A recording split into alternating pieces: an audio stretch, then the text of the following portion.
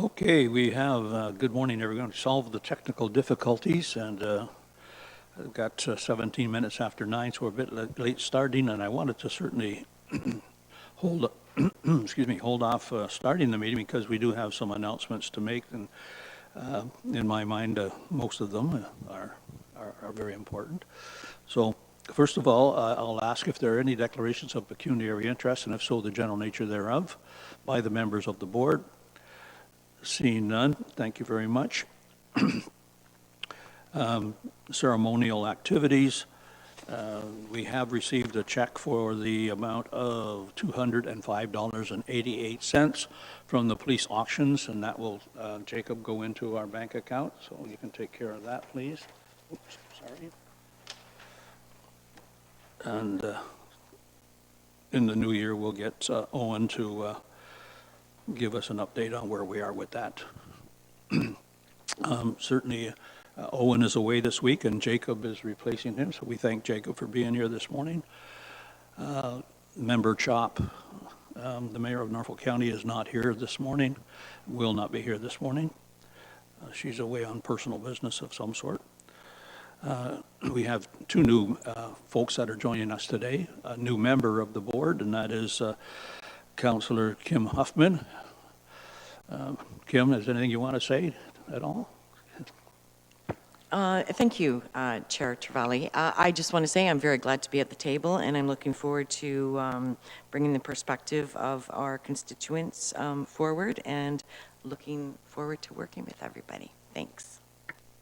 Thank you very much. We also have a replacement interim inspector, Rob Scott. Rob, you're here because Inspector Varga has been assigned somewhere else. So the floor is yours if anything you wish to say, sir. Thank you, Mr. Chair. As the Chair has advised, Inspector Varga is just on a temporary assignment. I'm presently the Perth County Detachment Commander. The last year, I've provided oversight to both Huron and Perth County detachments. And it's just great people, fabulous people up there. But just a bit of background on myself. I started here in Norfolk Township. I was a constable here. I spent most of my career here. I was a detective constable.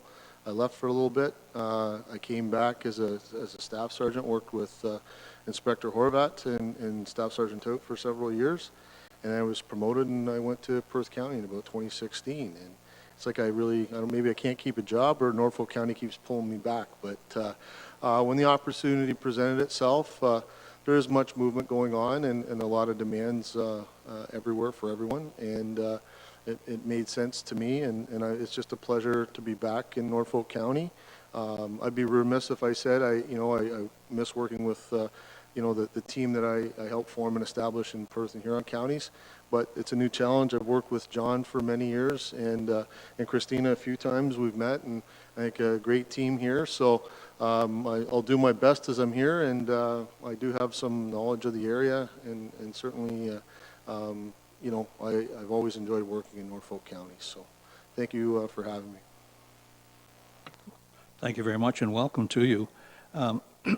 Before we get on to the actual agenda, one more item that I wish to let you know that I spent a good deal of time drafting a procedural bylaw for Police Services Board.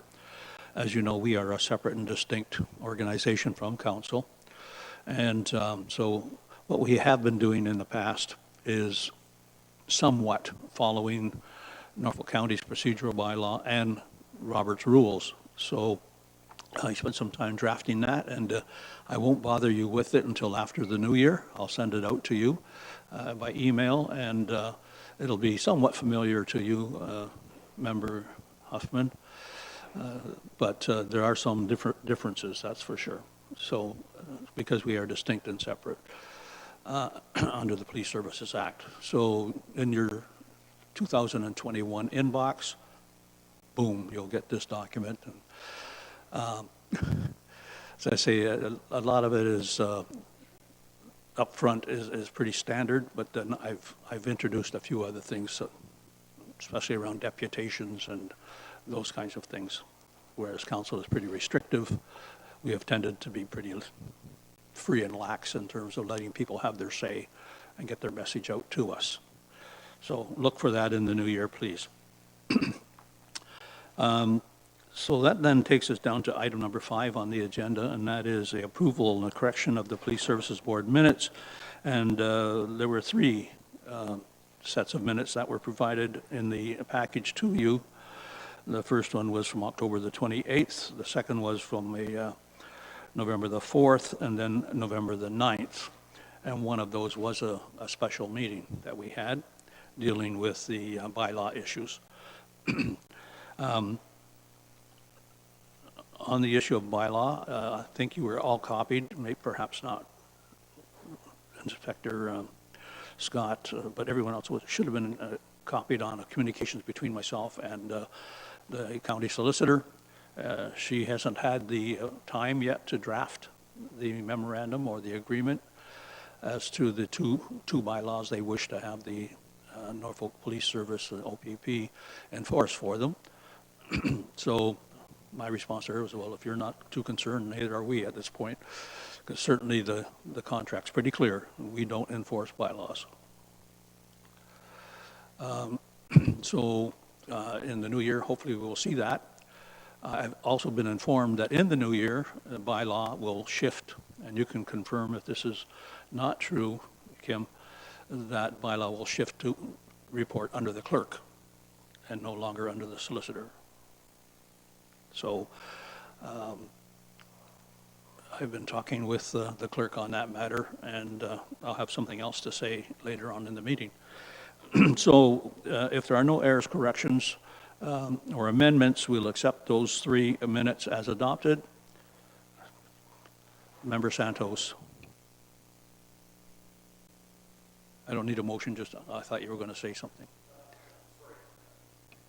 So, Mr. Chair, the new changes that we're going to hear of in 2021 will definitely receive packages to kind of give us a clear understanding prior to the meeting in January?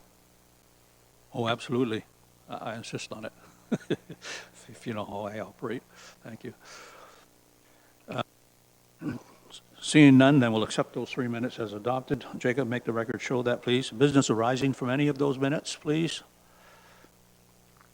Seeing none, we'll move on then to 7, correspondence. We have 2 pieces of correspondence that are included in your package. Norfolk County Community Policing Committee, November the 5th, and also a letter from Health Canada, Joanne Garra, who sent a very lengthy correspondence, but it was nothing that we had not heard during the presentation that was given to us. In fact, it was a lot of what we expected to hear from them. Fundamentally, that is, they're concerned about getting marijuana out to the folks that need it, and under the health umbrella, they're not too concerned about the criminal activity that then turns to police. So we have the same problem. We'll deal with that as we move forward. Any comment on those? If not, I'll need a motion then to accept those 2 pieces of correspondence as information. Member Santos, Member Van Houten. Any debate? All in favor? Thank you. That's carried unanimous. Reports and discussion action items. Because we shifted this meeting to be a week earlier than historically normal, the bulk of the statistics that we normally get in our package for November were not available from Aurelia. However, Member Santos, we did share information, and I did share it with Staff Sergeant Fashing and others, so we'll get to that in a second. But what we have in front of us is the October statistics. Any questions or issues around the October statistics?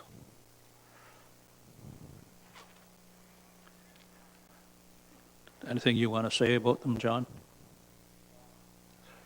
Thank you, Mr. Chair. Probably the only thing I'm going to add, and it relates to the inquiry from Member Santos, was on our Festive Ride statistics. Mm-hmm. As you know, Festive Ride started on the 26th of November. And so since that time, we have conducted 26 ride checks throughout the county. We have laid 7 impaired driving charges. and we have issued three-day suspensions. 18? Three-day Oh, three. suspensions. Yeah, thank you. Yes. So the festive ride, will be continuing till the 4th of January, and we have those scheduled accordingly up to that date. Thank you. Councillor Santos, anything on that issue, since you were the one that raised it?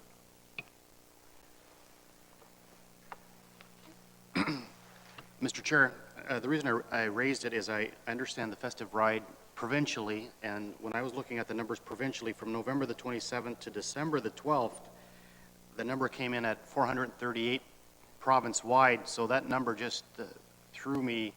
I just couldn't believe that number was so high. So locally, so from what I understand, from November the 26th till December the 4th, we have basically 7 impaired and 3. Wow. Okay. The numbers are still Correct. fairly high, Mr. Chair.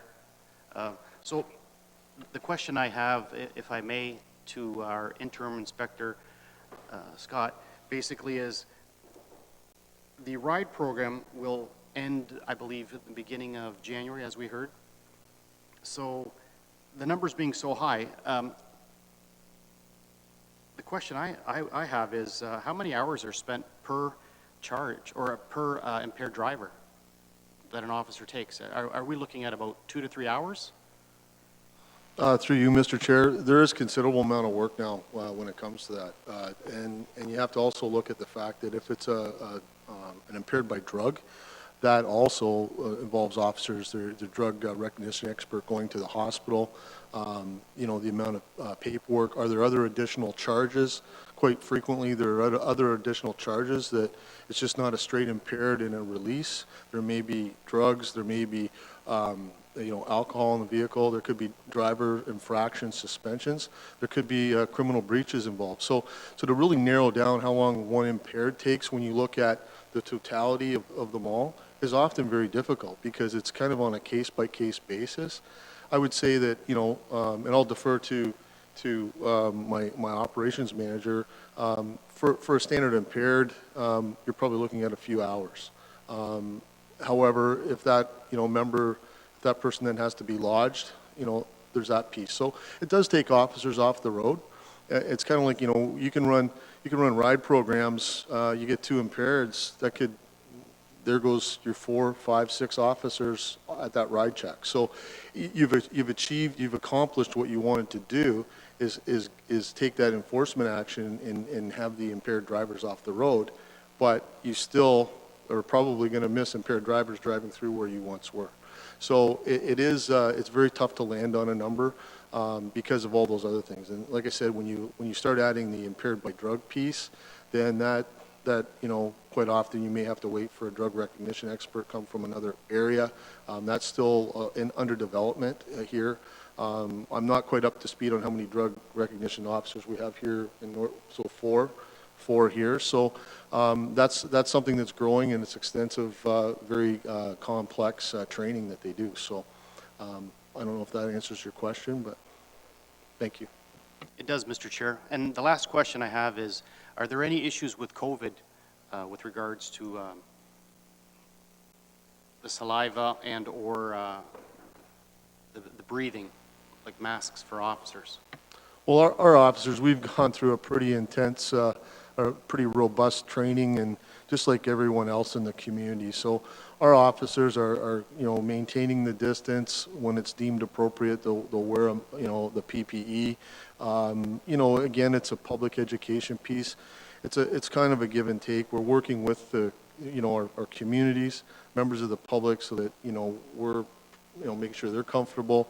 So it's really kind of an ongoing back and forth, as I hope everyone could appreciate. Even our meetings today, like everything's changed. So, but when we do get into where it's a breathalyzer test, our officers will use appropriate PPE and make sure that our buildings are, cleaned appropriately afterwards, and along with our instruments. Thank you, Mr. Chair. You're welcome, sir. It's very important to recognize what Inspector Scott had said about impaired. Nowadays, it could be by drugs. with the legal use of marijuana, I think we perhaps should be looking, maybe you might want to make note, if there's a differentiation in the reporting to us as to whether it was by drugs or by alcohol.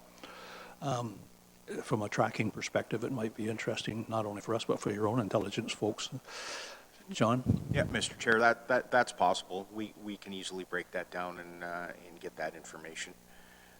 Thank you very much. And if I could just make one comment regarding Member Santos. Right now, rides are enhanced. We do have our Festive ride program in place, and we're able to utilize grant money provided by MAT to have more officers out. But ride programs continue throughout the year.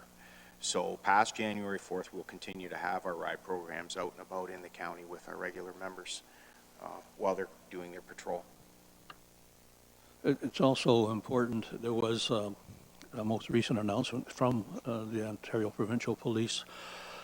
Even though you may have a doctor's prescription or some other documentation about using medical marijuana, you should not be carrying that in the car open, like liquor open in the car. So you want to comment on that? Something about putting it in your trunk and keeping it away? There's a number of charges have been laid by having marijuana available. Through you, Mr. Chair. That's one of the biggest challenges that frontline officers are, one of the biggest observations that frontline officers have seen since the legalization of marijuana, is that it kind of goes back and it mirrors the Liquor License Act, where people aren't properly transporting their marijuana in accordance with the regulations and provincial guidelines. So, that's an education piece that will, I anticipate will continue to move forward. But if you look at, our seatbelts, our impaireds, we've been doing public education campaigns for my entire career and prior to that. So it's just something that we can't stop doing, but it's certainly, it's trying to change that driver behavior now with drugs in the mix. It's always been there. It's just more at the forefront. And I'd like to also point out, Mr. Chair, as well, it's the impairment by drug just isn't marijuana. It's all the other drugs like methamphetamine, cocaine, all the other drugs that some of the really hard drugs out there that I know I've had experience in areas that I've provided oversight. We've had impaired through methamphetamine and a variety of other drugs. So it's that's what I mean. It's we're in a whole brave new world here, and we'll continue to it's a balance that the courts have to adjust. We have to adjust. Everybody has to adjust moving forward to ensure that our roads are safe. Thank you. Anything from the members? Go. Mr. Chair, just to our inspector, I mean, from what I could remember, the last 40 years, we've been educating people in this province of Ontario and of course, nationally in Canada. What I can't understand is these individuals just being selfish. These impaired drivers under drugs and alcohol just thinking of themselves and putting others at risk. And attitudes aren't changing. And I hope that whatever is left over in our budget, if there's monies left over, that we put towards the ride program during this the next 2 weeks and have these individuals charged. That's my feeling. And I mean, I want everyone to have a good Christmas. I don't want to read headlines as we did back in the 70s that a whole family was wiped out because of one impaired driver. Thank you, Mr. Chair. Thank you, Member Santos. And certainly, when we look at our budgeting, and certainly at last October is the report that we had, and you can see where we are in terms of our budget. And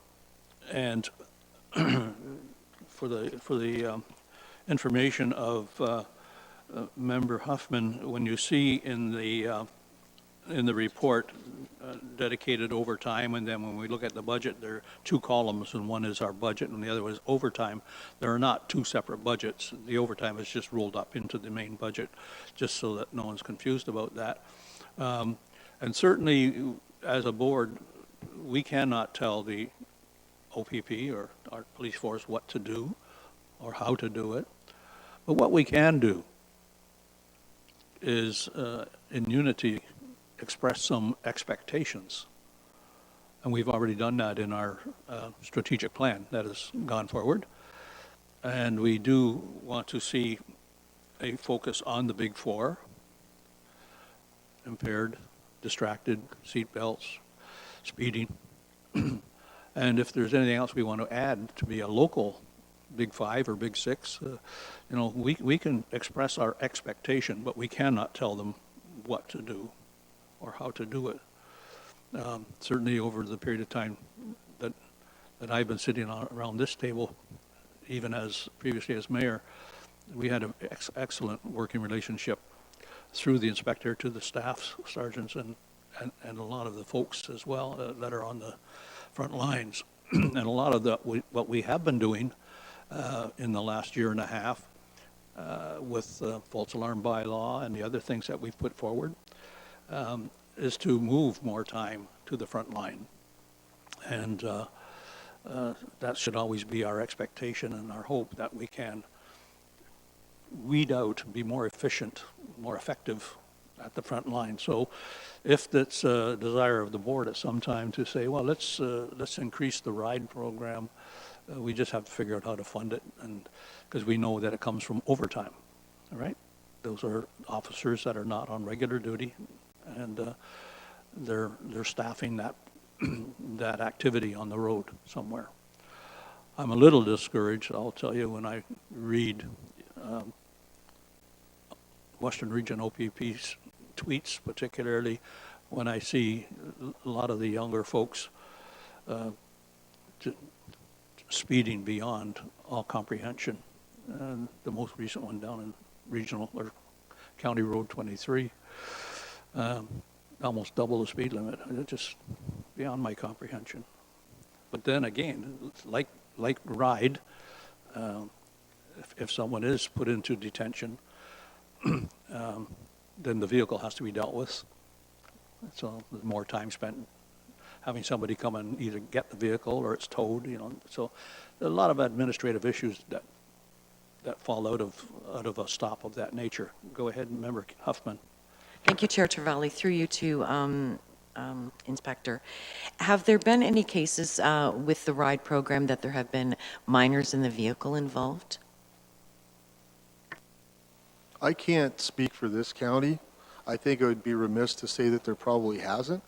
I can tell you that from my previous experience in, I believe it was Perth County, that someone was arrested with impaired with an infant in the back seat. So that probably made the news. I think it did. That does happen. To speak to it locally, I don't have that information. I don't know if John could share that, but I think if you looked at it from a common sense perspective here, parents are out at a social function. They put their kids in the back. They may be legally impaired and still be driving their car. I think all of us in this room know that's a very strong possibility.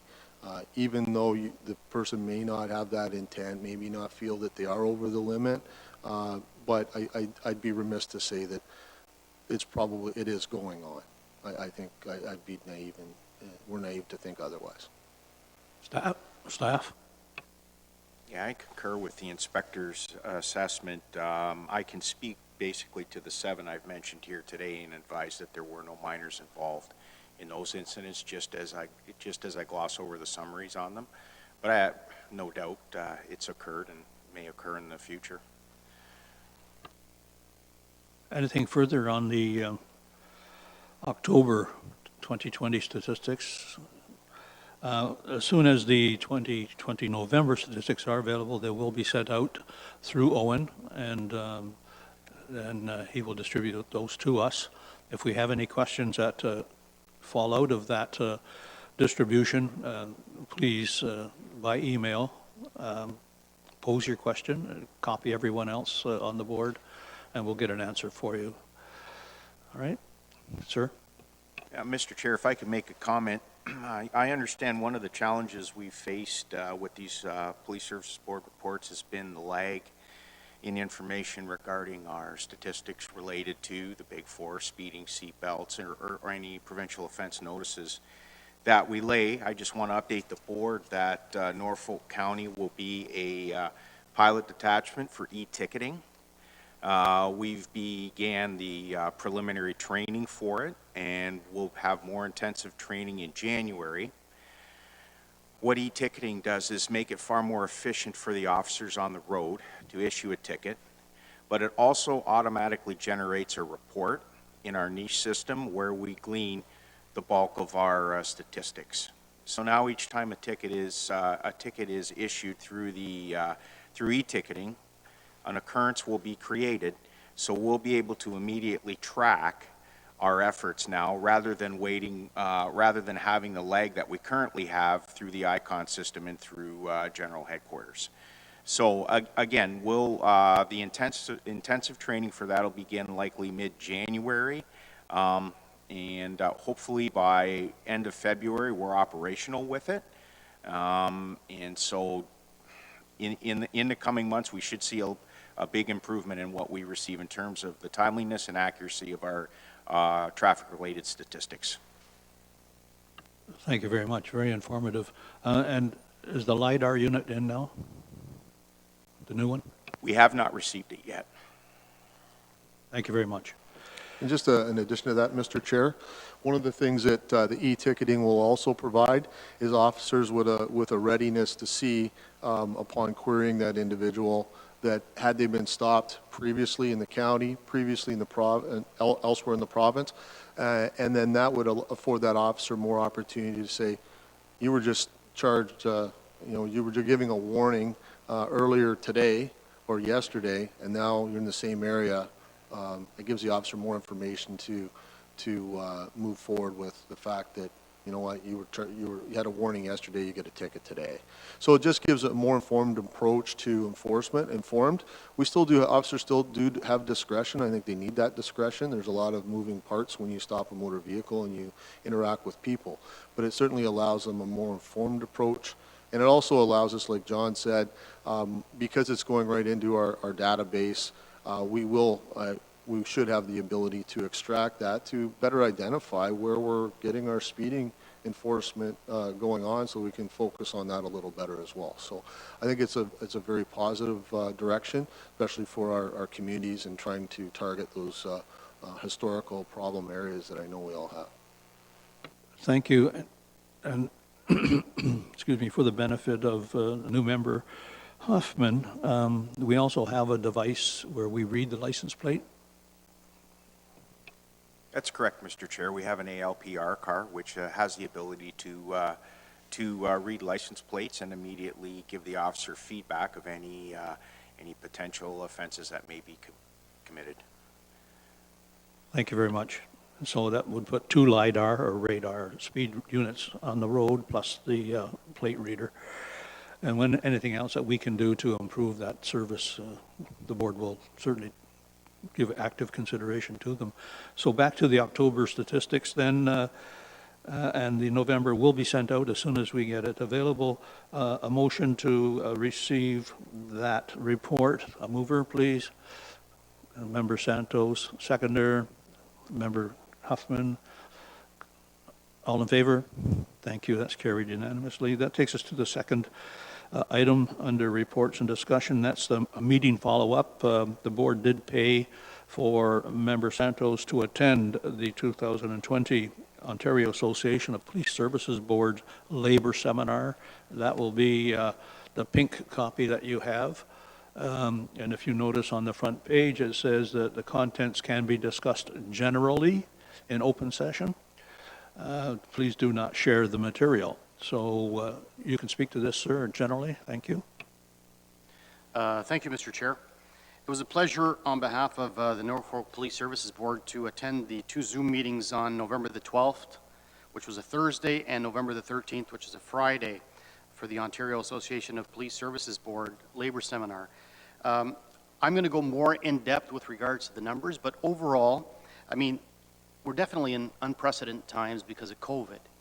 But when it comes to what's happening provincially, there's numerous challenges that the police are faced with. And I mean, that's being dealt with numerous police services board. Fortunately, and I say we're fortunate because we're under Section 10. So a lot of what is done is done through the inspector or the police chief that represents the local detachment.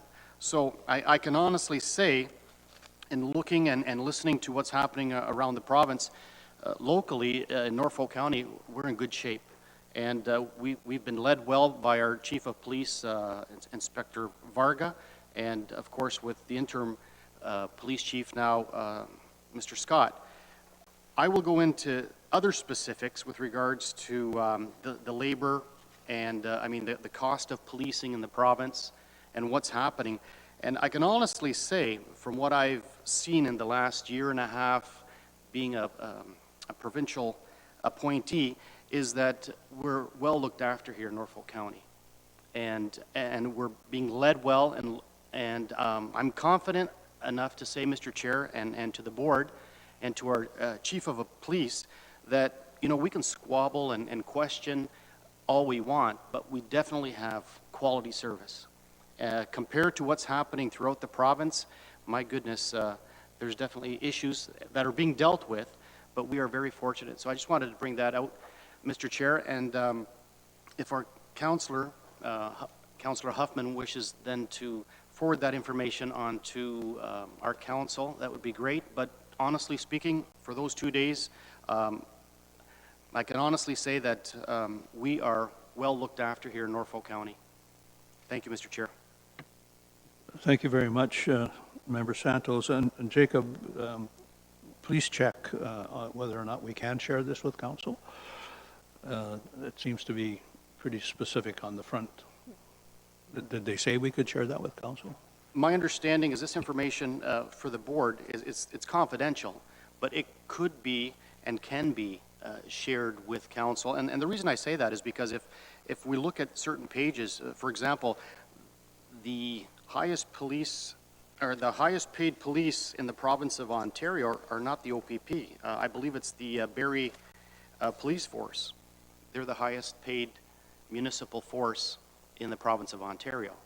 So, I mean, I would suggest, Mr. Chair, that we ask Norfolk County Council, and when I say council, I believe Mrs. Who's counsel for Norfolk County? Our legal counsel? Paula Budis. Paula Budis. I would ask Paula Budis if we could share this with council. Well, I won't vehemently disagree with you. This came from the association, so I think we should ask the association first and foremost whether we can share this. I don't have any disagreement with sharing it. It's just it came from the Ontario Association of PSBs. They put it together. They're the ones that put the restriction on the front page. So we'll have Jacob check into that, and if the Ontario Association of PSB gives their nod, then we'll share it absolutely without having to come back here. All right? Thank you, Mr. Chair.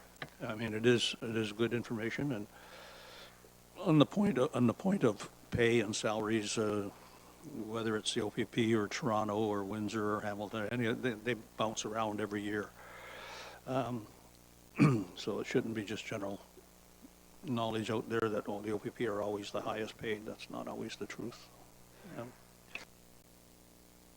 Through that many years, when I was with the other mayors that were lobbying for changes to the cost of policing. Thank you.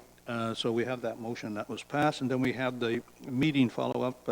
So, George, thank you very much. Any questions to Member Santos on his information or the information that's in your package? Seeing none, a member, please move that we accept that. Mr. Van Houten, seconder. Member Huffman, all in favor? Carried unanimously. That then takes us to a motion that is a transfer of the false alarm bylaw. And Member Santos, you have that, I believe? I do, Mr. Chair.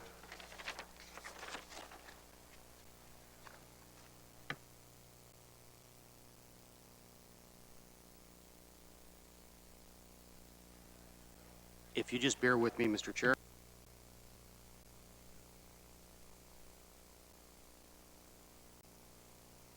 so, Mr. Chair, on page 45, and to the board and to our chief of police and to their staff, on page 45 to page 46, it's fairly clear that the motion is the police service boards in Ontario have the authority to enact bylaws, and whereas enact of these bylaws by the PSB is extremely infrequent and limited, and whereas the enactment of bylaws in the grand scheme of things is a municipal realm, and whereas the Norfolk County is receiving the assessed penalty amounts, not the PSB.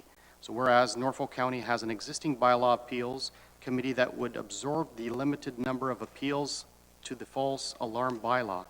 So therefore, be it resolved that Norfolk County Police Services Board respectively and officially requests that Norfolk County assume responsibility of the authority for bylaw PSB 20-1, and that the Norfolk County Bylaws Appeals Committee deal with any subsequent appeals to the bylaw following formal concurrence by Norfolk Council. So I put forth the motion, Mr. Chair, and I think it makes a lot of sense that we don't waste our own time and take up about a half hour to an hour on these issues, and we just pass it on to the Bylaws Department. Thank you. Thank you. I need a seconder, and then we'll discuss that. I'll second the motion. Thank you. Thank you, Willie. Discussion on the matter? Yes, just a quick comment that certainly there was dialogue with Norfolk Council about this, and they were agreeable about it. And as Mr. Santos says, I think it's more efficient this way as well to go forth this way. So I'm in favor of the motion, yeah. Thank you, and I can tell you I've had discussion with the clerk on this matter, and he's fully in agreement with it.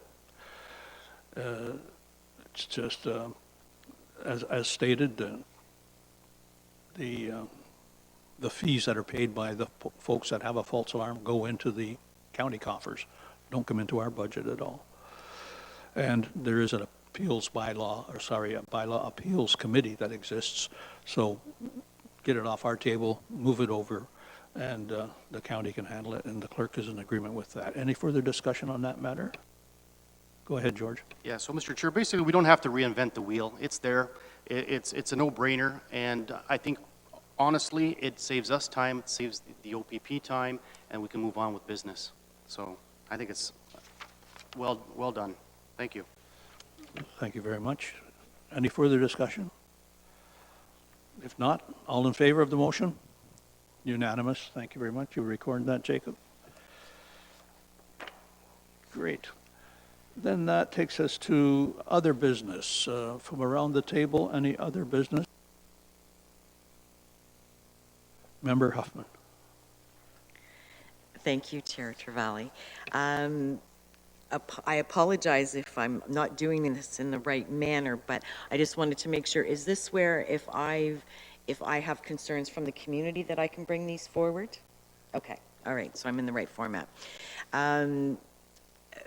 First off, I've had several complaints from constituents, and some of them have been, unfortunately, have also gone on social media, and I just wanted to make it known that there is an extreme problem with traffic in downtown Waterford at our one stoplight there, regarding traffic in the morning at the Tim Hortons drive-thru.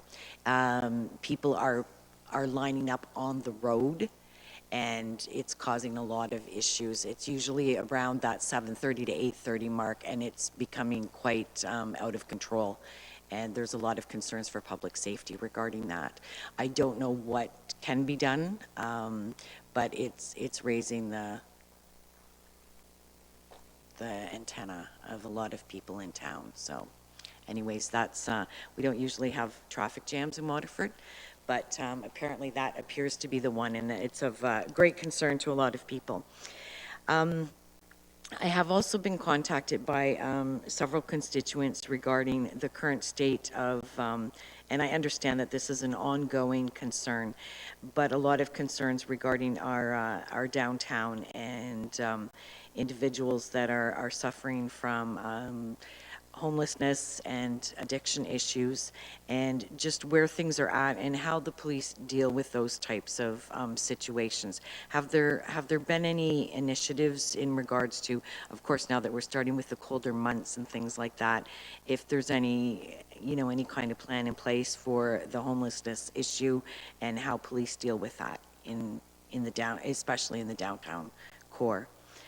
And my last one is I've been contacted by an individual regarding the concern of police checks, that they submitted police checks in August to have work done for the senior support services, and they're still waiting on the police checks. And I was just wondering, is that something that the individual can actually just call the detachment about and get a follow-up, or do you think there's been maybe a glitch there somewhere?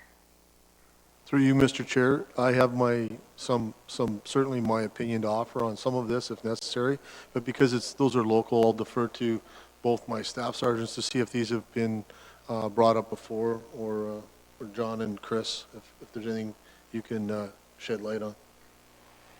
Point number one regarding traffic in Waterford, no, this is the first I've heard of it, but I will tell you that it's common throughout the county at all Tim Hortons locations, including Highway number 3 here in Simcoe and intersection of Highway 24. I'm not sure if there's anything we can do about it. We haven't had any collisions as a result of these lineups, but it's certainly we can make our zone officers aware and have them monitor through their patrols. Okay, downtown. To speak to that matter in depth, I think would require probably 45 minutes to an hour.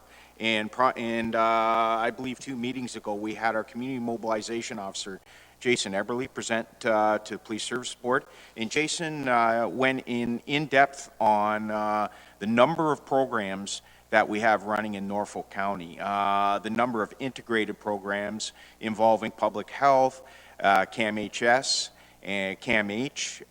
There are extensive and onerous efforts being made to deal with these issues downtown, and in particular homeless individuals, and particularly those requiring assistance with addiction and mental health issues. There's a global approach to it, and not necessarily a centered policing approach. There are agencies that are far more capable and efficient at dealing with these matters and that have the appropriate funding in place. We do work closely with those agencies, and I believe truly that we've had some success, and I understand it's a slow process and folks can't see immediate change, but there is progress, and we'll continue down that path. In terms of police records, there has been, as a result of COVID, some fluctuation in the manner in which we approach those from an administrative perspective. We were doing them from a centralized location in our general headquarters. I believe that switched back rather quickly, and maybe Staff Klingbeil, was it near the beginning of September? Yeah, needless to say, what happened is we've had a few that have got delayed, as the term goes, lost in translation. So if that person has some concerns, they're welcome to call our office, and we'll get clarification on where their records stand at this time. Is that 426-3434? It's correct. Just get that number out there, folks. Don't call 911. Do not call 911. On those 3 points, if I might, first and foremost, we've had this dialogue many times at this table, and my communications with council around traffic calming, and that is totally a council role. If they want to put new speed limits in place, if they want to put speed humps in place like they have in downtown Paris now, if they want to do something about calming the traffic, that is a council role, not a police services role. But thank you for bringing it to the table, and we'll continue to push that message. With respect to homelessness, we are one of the front runners in this whole environment with a partnership with CAMH, sorry, and with the team effort that is in place at the present time.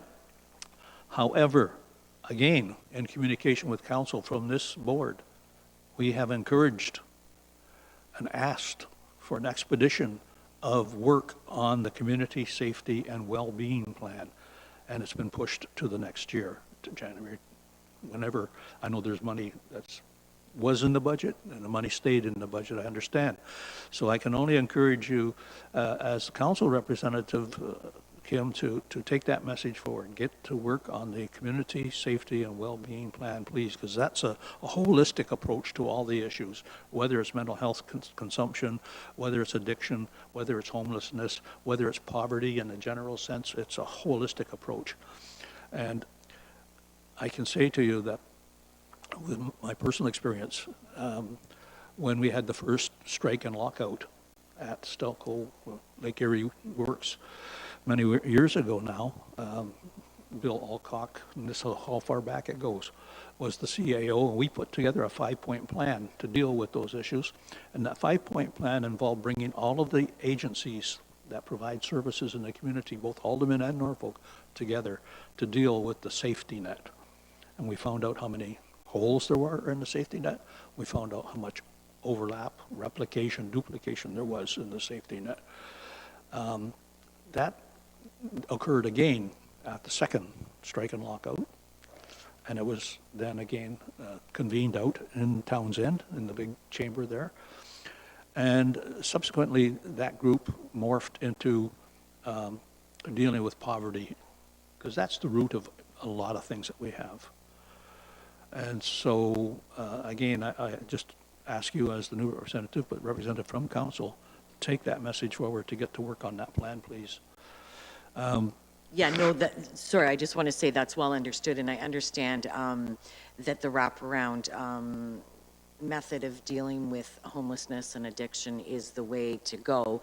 I just wanted to make sure, I mean, it's nice to always bring these things out in the forefront to let the general public know where we stand on and where things actually, where the accountability lies for certain things. And it's nice to know that our police force is working in terms of all of our collateral agencies. And I just wanted to hear that for the record. I know it. I just want to make sure everyone else hears it. Thank you. Yeah, absolutely. It's an issue that's been at this table for a while, and we are seized with it for sure. And just in addition, Mr. Chair, if I may, and I know there's a lot of familiarity around the table, but I was, back when Inspector Horvath was here, I was part of that development into our worked with our community partners to kind of launch that mobile mental crisis worker. I can tell you that Norfolk County is still light years ahead of many other municipalities. And the one thing that I've seen, having left here and come back, is certainly there's, and many people forget this, that we can have all the resources in the world for people that are homeless, people in poverty, but it's still their choice if they choose to use them. And as long as they're not committing crimes and social disorder behavior, and that's all subjective sometimes, is that they're people too. So we certainly don't want to criminalize that from a policing perspective, but there is an accountability piece. We sometimes have some overlap in role, but through the work that has evolved here over many years. I know Jay Eberly personally. He's absolutely the right fit for that job, and that's the collaborative approach is 100% the way to go about it. So, but I can tell you from my experience that Norfolk County is far ahead of many other areas. So, Thank you, Inspector. And certainly, at the last meeting, it was raised by Councillor Columbus, who was the member at that time, of an individual in Delhi. And two things came up out of that little conversation that we had. One was there was an interaction that took place between the OPP and Health and Social Services Department under Heidi, Van Dyke. The second one is, if the person's not going to accept any help, there's nothing we can do about it. We can't take them into custody or anything else. Secondly, there is a focus in social media and on the street that the focus is on Simcoe, but it is not. People don't see it, but the focus is county-wide for what we do and what the police do, and in fact, it rolls over into Haldeman. So we want to dispel that myth as much as we can, that even though Simcoe has the largest population and tends to, it seems to be the focus of all the attention, that's not the truth. But we're all working hard to address the issues. I don't know if we'll ever solve them. Certainly, I had a number of faith and lay persons come to me and ask me if I would help them out. And what they had was they had gone into a caucus and looked at the issues, and they had a wheel with all the spokes coming out of it of all the issues, and they wanted me to sort of say, well, what's most important around this wheel? And I said, I don't have to look at your wheel. I deal with poverty. You know, don't sit back in your sanctuary thinking people are going to come to you. Get out. You know, sorry to ramble on, but I'll echo the inspector's comments that Norfolk County is far and ahead of many jurisdictions in Ontario on this issue. Anything else? Mrs. Huffman. No, that was it. Thank you. Anything else from members around the table? Member Santos. Thank you, Mr. Chair. To our interim inspector, our chief, the Collision Reporting Center in Simcoe, I know we've talked locally over the last several months about this. Has it come and will it come to fruition? So if you could just enlighten us, please. Thank you. I absolutely will, and I will defer to Staff Sergeant Klingbeil. She is we've just rolled it out today, or just this week, I think. Yeah, this is something I've addressed with Inspector Varga on a number of occasions, and go ahead, Christina. Yes, yesterday we had our grand opening, so it will be staffed Monday through Friday from 8 a.m. till 4 p.m. and Saturdays from 8 a.m. till noon. So yesterday we had one individual that came and reported an accident there. They hit a deer, so it was just a car versus an animal there. So most of the accidents that will be reported will be minor accidents, and how it will work is if an individual is involved, say for example in a parking lot, minor fender bender, they'll phone dispatch, and dispatch will advise them to attend the collision reporting center there, where the accident will be dealt with. Go ahead, sir. So, Mr. Chair, if I may just ask a question, Staff Sergeant. So I'm just thinking of the summer, people coming in, tourist town, signage. We've got some major highways, so we've got Highway 6, 24, and 3. So I'm just wondering, and thinking of Highway 59 also, or Regional Road, or County Road 59. I'm just thinking of signage, and do we require signage? I know in Essex County, when it comes to Collision Reporting Center, there's signage that I've seen. Do you think we require it? Yeah, so actually that's in the works. So the MTO is going to be putting up signage on the roads there, and there'll also be signage put up in our detachment parking lot, and that's going to be an OPP standard sign, and those are going to be probably arriving in the spring. And that gets to the bigger picture of the communications package. When will that start to roll out and inform the public and that kind of stuff? Yes, so tomorrow our media officer, Constable Ed Sanchuk, is going to do a little media release that he'll put on Facebook and Twitter. Thank you. Did I see your hand, Councillor Huffman? Actually, that question was just asked. I was just going to ask when the comms relief was coming. Continue, George. The last question, Mr. Chair, to the Staff Sergeant.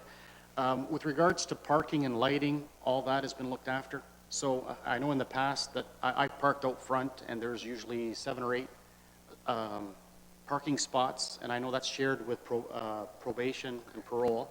So I'm just wondering, is there some extra space there allocated for The Collision Reporting Center? Yes, we recently had some extra spots installed, so once we get the actual signage, those signs will be specific for the parking spots for the Collision Reporting Center. Thank you very much. So for our media folks, there'll be something issued tomorrow by our dear friend, Ed Correct. Sanchuk. Thank you very much. Other business is continuing from the floor.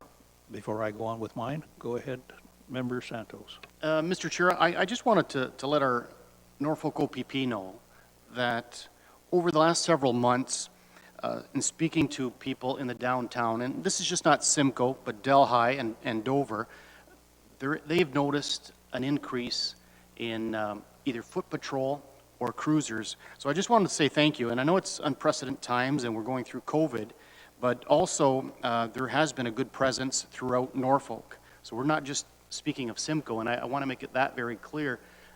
So when I've been out to Langton, I've seen the odd cruiser and talked to a number of people. So I just want to say, Inspector, if you can, just to let the staff know that they're doing an excellent job to keep up the good work, and also with the court staff. I've gone in, and they seem to be doing very well, even though that they're reduced hours, but there's a good presence there, and the people that work in there feel safe. So I just want to make that very clear.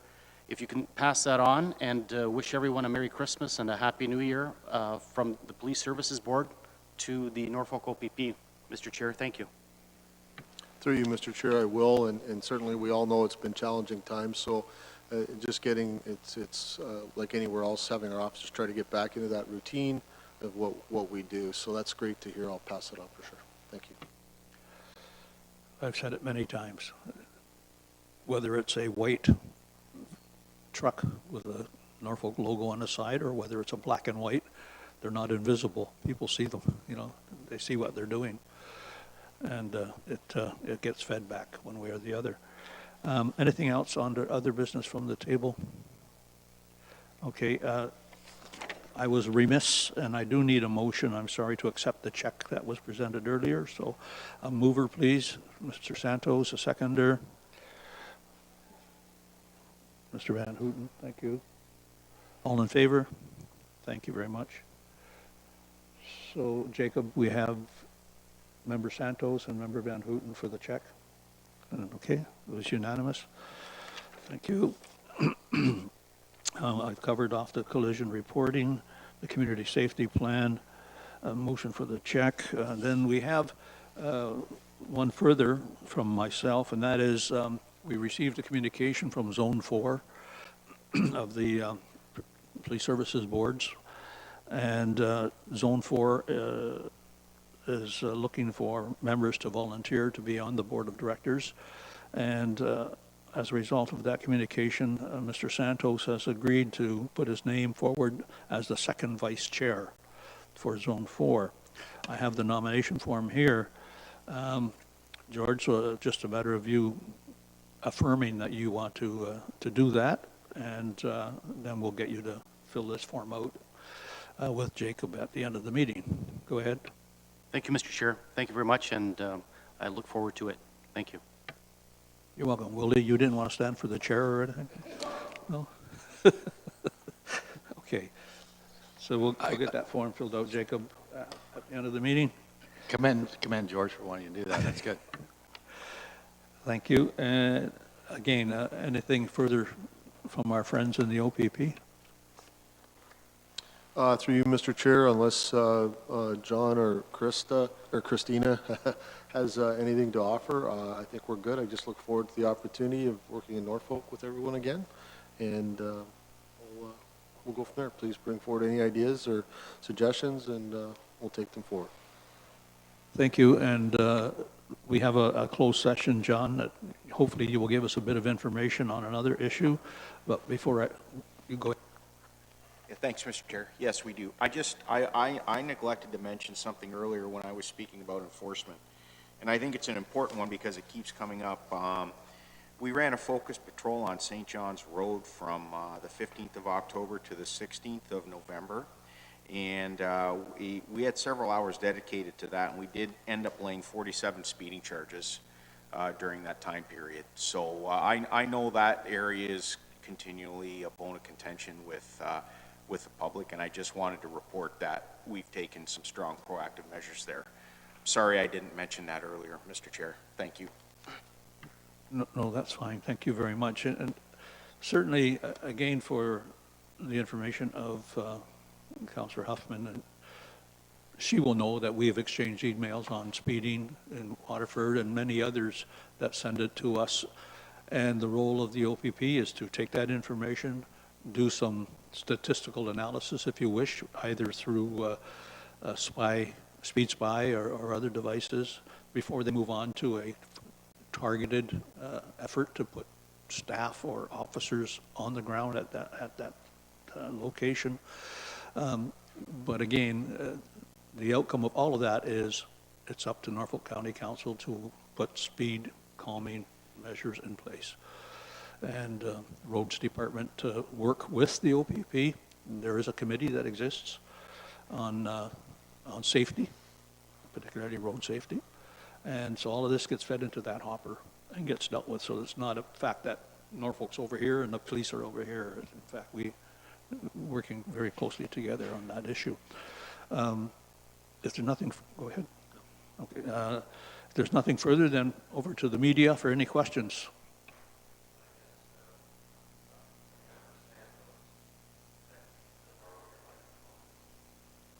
Yes. Okay.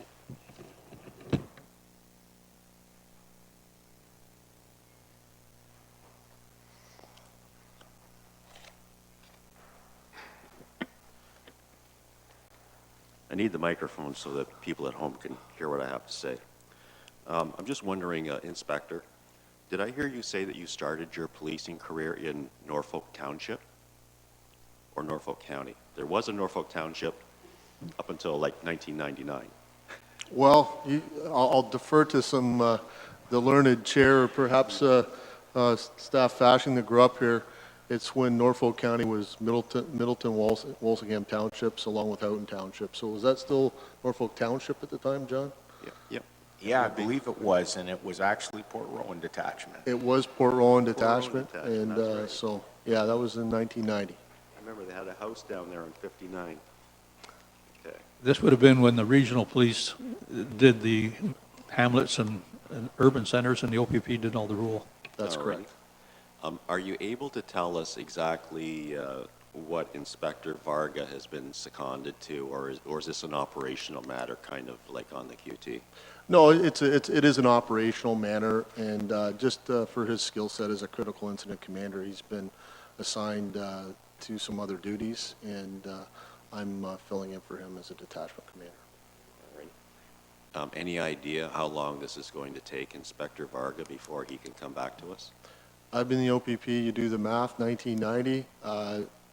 It could be 3 months, it could be 3 years. I really don't know. I please apologize for not trying to be flippant, but tentatively I'm here for 3 months. However, that's always subject to change, and we'll just let his assignment drive that.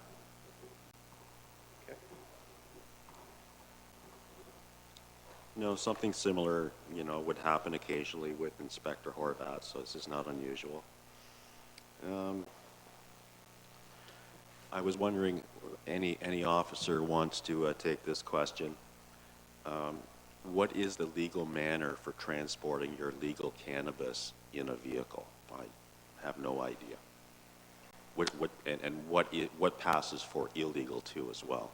Well, my understanding, unless Christina can defer, but it has to be in your personal belongings, concealed, very similar to liquor. It has to be a sealed container, can't be readily accessible to the driver.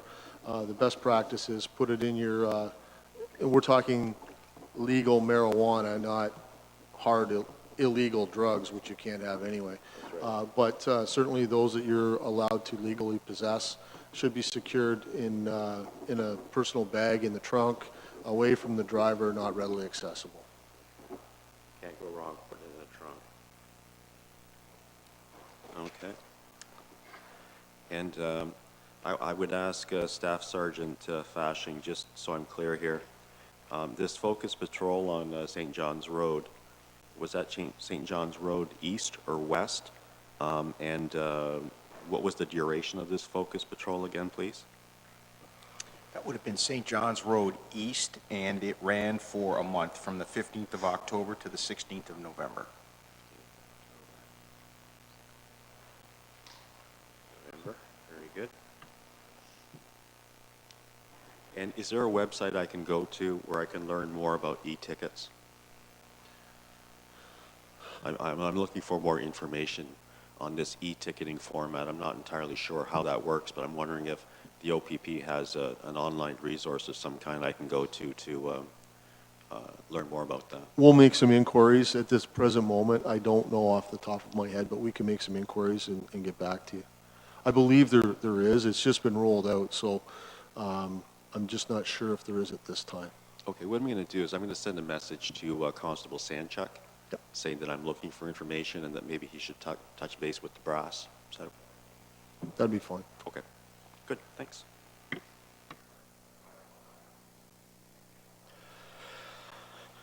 Thank you very much. And so we will ask the media to leave our presence, and we will go into a closed session to deal with an item that's of importance to the board members, and it deals with issues that are operational in matter and not to be for the public consumption. So we'll wait till Jacob takes us offline.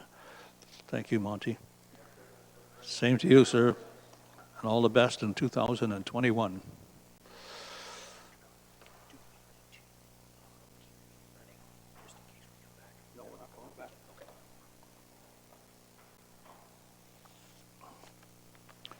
So we'll wait till we get the all clear signal that we're off air.